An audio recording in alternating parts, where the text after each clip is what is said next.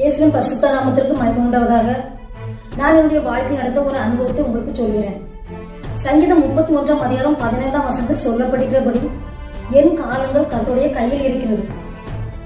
நான் என்னுடைய வாழ்க்கையில் பாடுகள், பிரச்சனைகள், போராட்டங்கள், நெருக்கங்கள், அவமானங்கள் வந்தவுடன் இயேசுவின் சமூகத்தில் அமர்ந்து நான் வாழ்ந்தது போதும், எனக்கு பாடல சகிக்க முடியவில்லை, என்னை உம்மிடத்தில் எடுத்துக்கொள்ள என்று கேட்டேன்.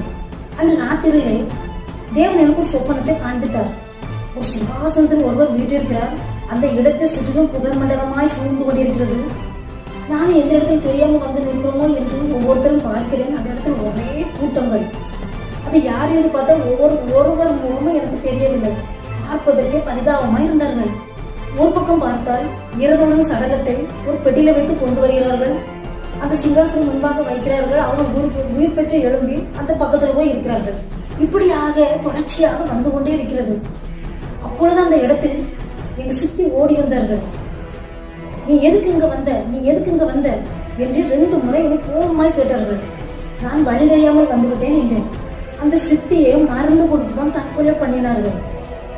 அப்பொழுதுதான் நான் அறிந்து கொண்டேன், இந்த இடம் தற்கொலை பண்ணினவர்கள் இருவரும் தங்குகிற இடம்.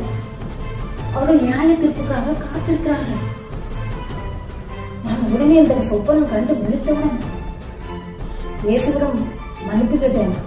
எனக்கு பாடல சகிக்க பலனை தாரும். நான் என்னை உயிரோ நான் பூமியில் இருக்கும் மட்டும் நான் உமக்காய் வாழுவேன் என்று நான் உடன்படிக்கை பண்ணினேன். அப்படி சொன்னதனால்தான் என்னுடைய சூழ்நிலை எல்லாம் மாற்றினார். எனக்கு பாடல சகிக்க பலனை தந்தார். இந்நாள் வரை அநேகருக்கு புரோஜனமா வைத்திருக்கிறார். நீங்களும் எக்காரணத்தை கொண்டும் பாடலை சகிக்க முடியவில்லையே, நிறைய பாடுகள் போராட்டமா இருக்கிறது, வாழ வழியே இல்லை என்று தற்கொலை செய்யாதீர்கள். கர்த்தராகிய இயேசு கிறிஸ்துவை விசுவாசியுங்கள். அவர் உங்களுக்கு வழிகளை சொல்லி தந்து நடத்துவார்.